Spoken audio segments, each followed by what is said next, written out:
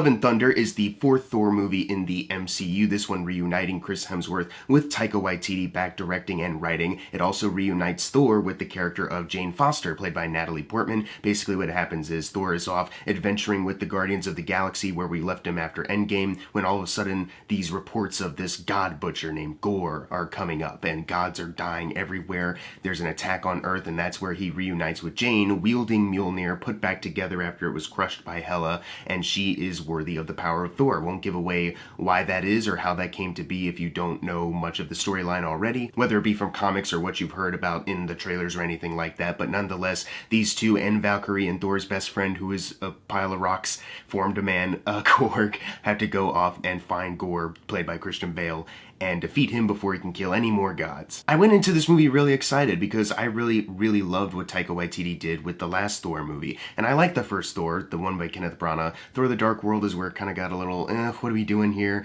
I don't think we're utilizing everything here to the best of its abilities. So Taika came in and really flipped things up. Like, okay, we're going to go in a completely different direction and it's still going to work. And it did. You know, I can't say I love that movie. There's a lot of people that love Thor Ragnarok, and I like it. It has a lot of consistent issues with other MCU movies, and then some other, like, storytelling things, but mostly it's a really solid comedy that's also pretty tight as far as working with ad-libbing. A lot of it was improvised from what we know, but it still feels like a pretty tight comedy, and none of the jokes really fall flat, and it's vibrant. It's really cool. This 80s junkyard planet still looks really cool. So seeing where the Thor character went in the last two Avengers movies, and then knowing Taika Waititi was coming back for this one, I couldn't be even more excited for it. He was directing and writing, and he was writing it with somebody who wrote two other movies that got pretty good reviews. I have not seen those two movies, but one of them is a movie called Unpregnant, which I've heard nothing but great things about.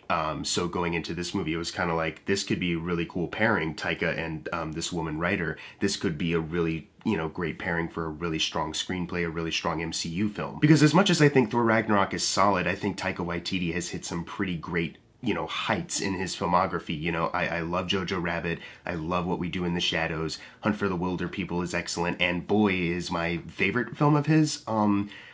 Excellent movies. He's made some excellent films, and he's acted in them, and he's a pretty damn good actor too. He's a really talented guy. So I was just expecting, better than Ragnarok. This is going to be better than Ragnarok for sure. This has to be, because we're also not tied down with, we have to get to this point in the story because Infinity War is right around the corner. It's like, well, no, this is kind of like, Phase 4 has mostly kind of been like we're, concluding some things that were left open from last time and, paving the way for some other adventures, but we're not getting to the big meat of another Thanos yet, which is fine, Contrary to popular belief that the MCU Phase 4 has no idea where it's going, it's directionless, I am fine with taking some time to just, let some character stories play out before we get to another big event type thing. So I walked into this movie very excited, and I walked out going, yeah, there's a lot of things that Taika Waititi does here as a director that I think, are consistent with Thor Ragnarok. First of all, this movie is very funny. It has a really great sense of humor. There's certain things in it that I thought this could be annoying or this could get kind of old, but they still found ways to make those jokes funnier as they kept going. Like the screaming goats. I thought every single time they did something that was hilarious, and I was worried that would maybe get annoying. There's oddly enough, a love triangle or a love square between not just Thor and Jane, but also their weapons, that I was like, are they really going to do this? How far are they going to push it? And they push it pretty far, and I really liked how they did that, actually. I was not expecting what Russell Crowe was going to do as Zeus. All I knew was that he was going to be that character, but it was hilarious, and I think it also ties into the overall message of what they're trying to get at with these gods, and how that leads into the villain's motivation, that they all kind of suck, and they're losers, and who cares, A lot of people like to portray them as they're the most badass, they're scary, and they're horrifying, or they're just so spectacular. And I like that Taika Waititi's nah, if these people were really real, they would suck, narcissists, they just want to fuck each other. So this movie once again has a great sense of humor to it. It also has some pretty fun action sequences. The set design and costume design looks excellent. It's that same thing of, making things that look like they're popping off the screen, oh my gosh, that's such a really cool design that I'm looking at right now. The colors pop. There's a certain bit where they shoot in black and white, but it's not just that. You can even tell, in some ways they're editing. It's kind of stylized to make their movements look, even more matched with that kind of color palette. It looks really fantastic. It's the best looking thing in the entire movie, and there's a lot of great looking things to pick from. There's not really a weak link as far as the acting. Obviously, these people have played these characters for a very long time, so they know how to do it at this point, and they still do very well at it. But even some of your newcomers still do a great job, like Christian Bale, who offers up a really sympathetic and terrifying performance as Gore the God Butcher. So I really enjoyed that aspect as well, that nobody is phoning it in, and even though it's a big comedy, they do also balance some other dramatic stuff near the end of the movie pretty well too. That was something that I was worried about going in, because Thor Ragnarok, as much as you can understand there's certain big things that are happening for characters, there was just not really a lot that like personally kind of touched me or moved me in a way. So I walk out of Ragnarok every single time I rewatch that going like, yeah, it's a fun time and characters did stuff.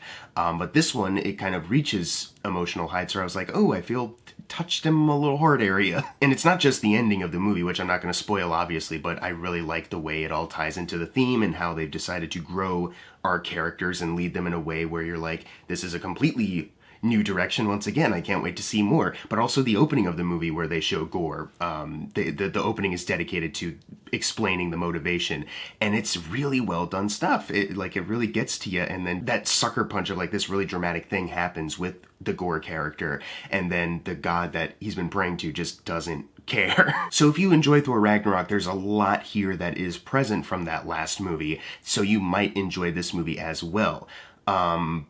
However, just speaking for me personally, I mostly enjoy this movie, but it's kind of like the same way I feel about, like, if I'm just talking about the MCU. Age of Ultron? Age of Ultron is a movie that I can kind of watch anytime, you know, I'm always entertained by it. There's nothing like when I watch it, I'm like, this is excruciatingly bad, or like, oh, I'm just so bored. It's mostly just like, it's a very messy, flawed movie that I have fun with, but I can't really say, like, it's legitimately good. Kind of how I feel about this movie, if I'm going to be honest with you, although I think I prefer Thor just a slight bit more just because the emotional stuff gets to me more. But there's certainly some creative decisions made by Taika Waititi this time around that I'm not sure I really understood. It's a combo of like, there's some issues that are consistent with the MCU as a whole, but then there's definitely some Taika stuff in here. If I can just get through all of my MCU stuff first, there's definitely, they have a visual effects problem. They really do. For as much as a lot of shots look excellent and there's a lot of time spent on certain images and it all looks really well done, there's so many points also where you're like, oh, but that's very obviously, they're in front of a green screen right now, like really, really bad green screen. Ooh, that is a CGI body for something that you could have just done practically. What are you doing here? Ooh, something that they're doing more now is like the dissolving mask or like helmet thing. It started with like the nanotech in Iron Man when his helmet would go off like that, and then Iron Spider did it, Mysterio does it, the time travel suits do it, Ant-Man does it.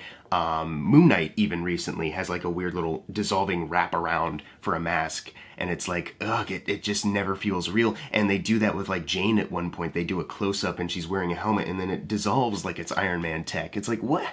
Why does it look so bad every single time? It is a problem that is consistent with the MCU because there's so many points where, you know, I'm watching an MCU movie, then all of a sudden, ooh, that's like a CGI, you know, face floating around an Iron Man body right now, or like, oh yeah, they're very obviously a CG model here, and they're not interacting with the environment like you would want them to, like they're very obvious. So it's consistent with the MCU. It makes you kind of think like, is it because they keep pushing these out all the time? It's very much so like a factory like that, and they're not giving time to like the actual craft of integrating this stuff. Who's to say? I'm pretty sure that might be a big part of why it always looks that way. But there's even some points where, even editing wise, there's certain points where the action, not that it's like incomprehensible, but there's just a weird kind of structuring to it. I'm mostly kind of referring to like the first fight between Gore and Thor when they're at New Asgard.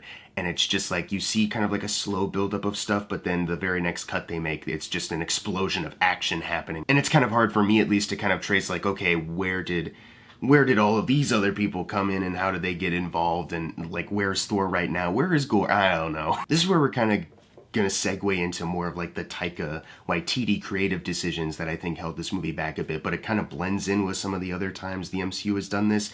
There are certain jokes that just don't work, which is surprising because, like I said, Taika Waititi, he made a very tight comedy out of Thor Ragnarok where there's not really a dull moment, for me at least, where I watch that and I go like, no, that wasn't very funny, or you probably could have cut that. Even if I'm not like outwardly laughing at a joke in Thor Ragnarok, there's still a part of my brain that registers like, no, that's funny. Like, I'm not bothered by it. I'm not cringing at it. Like, no, it's a good joke. And in this movie, there's plenty of points where, and it's, I think mostly with Korg, where they just kind of let that go, just say anything at any point, and it's like, it's not that funny. Like, there's 2 instances where like that character's like, hold on, let me do the special whistle, and there's just a series of whistles, and he just goes like, oh, nope, not that one, and then keeps doing that over and over and over. And there's plenty of other points where just certain jokes fall flat. Like, very obviously trying to recapture that feel that Thor Ragnarok did, and for the most part, they're successful with the humor, but there's plenty of points this time around where it's like, yeah, it's not the same. And for a movie that also is trying to get more dramatic at a certain point, you could probably lighten up on some of these other jokes as well earlier on. Something I was disappointed by in the beginning was that they really do rush through Thor's interactions and adventures with the Guardians of the Galaxy, and this could just be a biased thing because I love the Guardians of the Galaxy. They're my favorite team more so than the Avengers, in the MCU. But I don't know, it was just something where they do a funny thing where Korg at certain points in the movie kind of does a recaps like, let me tell you the tale of this, and it's mostly pretty funny, and I think it's pretty well done too. But that point with the Guardians earlier on is kind of montaged through that sequence, and there's not really a lot of time to see like, how do they interact? How does Thor interact with Drax? Especially since Drax kind of adores his body. There's barely an interaction there. Rocket and him spent the most time together in those last 2 Avengers movies. What's going on there? They have a very brief interaction where Rocket's just like, you said this would be a relaxing holiday. And, that's it. Nebula just kind of screams at him in one scene. Mantis doesn't interact with him. Kraglin doesn't. Star-Lord, it seems like it's kind of inconsistent from what we saw, where he's kind of like, God, I can't stand this dude on my ship. And in this one, it's kind of more like, no, I cared about you the whole time, kind of. And it's like, I don't know, you have all these actors here, and it's like, yes, it would be weird to not see them, especially after what happened at the end of Endgame, where he leaves with them off of Earth. But it's kind of to no effect, though. You bring all these actors back, you have the time to put all the makeup on Drax and Nebula and all these other people, and it just didn't really hit me the way I wanted it to. I wanted to see how interacting with the Guardians could really shape him into, the rest of the story, how that could maybe kick off his arc very well, and it kind of didn't for me. There's that one line that Chris Pratt says that's from the trailer where he's like, you ever feel lost? Just look into the eyes of the people that you love. And that's the point where I was like, I needed more, just a little bit more. It's just a tiny little fraction of like what the Guardians kind of mean to a lot of people and what they could have meant to Thor in this. But even the way they end that storyline, it was kind of, very abrupt and kind of awkwardly edited. Like, they edit it in a way where like Chris Pratt says something and I guess it's supposed to affect Thor, but it doesn't really. It was weird. It was a weird kind of, edit there with the way they tried to close that storyline. You'll know, I think you'll know what I mean when you see the movie, because it's kind of like a point where everything stops for a second and you're like, take in this little beat, but I don't know what beat I don't know what the emotion is I'm supposed to feel right now. But it's not just that point that feels rushed to me. There's also Gore. You see his opening scene, which I said is, great, and I think they explain the motivation well, but then they kind of, just reference like, someone's murdering gods, and then look at all these distress signals, gods are dying, and you just see the very quick aftermaths of like what Gore has done. So when you watch Gore throughout the rest of the movie, it's something that didn't really click with me until like near the end of the film. I was like, something feels off about this character. I love Christian Bale. He's doing a great job. The story for this character works so well. What feels off? And it's because you don't see him kill these other gods. You don't see him work up to murdering these gods with, using his powers and testing out what that is, when he uses that shadow realm, making creatures stuff. You kind of lose a lot of the weight that you're supposed to feel from his villainy. Like, you're supposed to be believing like this is a worthy competitor against Thor. He's got this sword, he's got some powers, he's scary, and he's murdered all these other people. Like, if anyone's going to kill Thor, it's going to be this guy. But I don't know, I just didn't feel the weight of, his, journey from that first kill in the opening bit, and then all the way up to what he's doing with the Asgardians near the end. Like, there's just this little time that I think they should have utilized better, especially because there's a point where they reintroduce Lady Sif, and it's an aftermath of one of these fights. I don't know if that's a spoiler. I feel like they did announce that, and even then, doesn't matter because she's only in it for this scene, and then she's out. It's a cameo just to bring her back into the fold for no reason. She's not in the rest of the movie. It's not a surprise. Like, it's just... she's just there, and then she's all out of the movie, but she's fine. And, like, you could have done so much more with that. I am kind of bummed that Taika just doesn't care about Thor's friends. And I know that's the joke. Like, yeah, nobody cares about these guys. But even in this movie, they make another joke kind of like that, where Korg is listing, here's all the people that died in Thor's life, and there's names for everyone except for those guys. He's just like, that guy, and him, and whoever that was. But the fact that we never got, like, a, reaction from Thor regarding those deaths, and the fact that when he meets up with Lady Sif again, it's kind of like a joke, it was like, I wish there was just this movie gets really emotional near the end, and it was like, yes, this is more of what I wanted out of Ragnarok, some of the bits in Ragnarok. But then there's still these other points where it just feels kind of off. And I guess this also ties into, my last issue that I will mention as far as like on the creative choices front, is that Valkyrie, played wonderfully by Tessa Thompson every single time, they kind of start off the movie in a way where you're like, okay, yeah, she's very clearly bored with doing all these very regular, running this tourist attraction of New Asgard stuff, and she desperately probably wants to get back into the action. And that's about it as far as like what her character is going for as far as like a character arc or anything like that. She's just kind of tagging along for the rest of the movie. And hey, it's nice to see her, and Tessa Thompson does a wonderful job. Some good jokes, good banter, good chemistry. But I don't know, there kind of comes a point where Korg psychoanalyzes her, and she's just kind of like, maybe, I don't know, and just kind of brushes off anything that they could have maybe explored with that character. Maybe they're saving it for a Disney Plus series or a spin-off film. Pretty lame, since she's like, like you're introducing it now. You're kind of, it seems like you have set the stage for some kind of arc with her or anything, and she kind of got the short end of the stick. And I understand it is the Thor movie, and it should just be about Thor, and in this case, with Natalie Portman back in, it should just be about those two, and they do a good job with the arcs of those two. But Valkyrie is also there. She's a pretty big supporting player in this.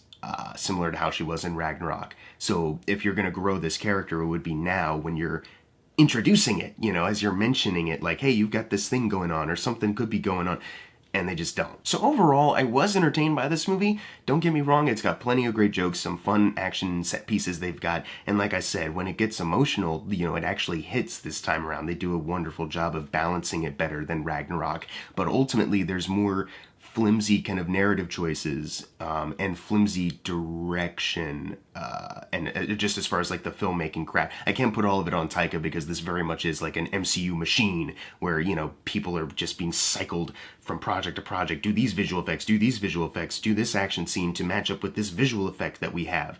It's, it's just kind of more apparent this time around that, Thor Ragnarok kind of felt like Taika Waititi was brought in to shake things up, and he had an idea for a story, how to tell this story in his own way, and, if you don't like it, that's fine, but you can't deny that it is a Taika Waititi movie. It's his style, it's exactly the story he wanted to tell. And with this movie, it's not that it doesn't feel like another Taika Waititi movie, because it absolutely does feel like that. It just feels like, I don't know if it's a problem of like they just needed some more time to beef up the script, or if they were just like, well, it worked so well the last time with the improvising and the, joke ad-libbing, so let's just, we're good right now, let's just keep moving ahead. We've got a pretty strong story on this side to pick it up, so it should be fine. But we also got to do this in the midst of all these Disney Plus shows and these other Marvel movies that we pushed back from 2020, and we're just still never ending, never taking a break. I'm going to give Thor Love and Thunder a C+. I enjoyed this movie, but I can't deny the fact that there are definitely points where I, was feeling kind of cold, as far as like a viewer of the film, like walking out, I was entertained, but something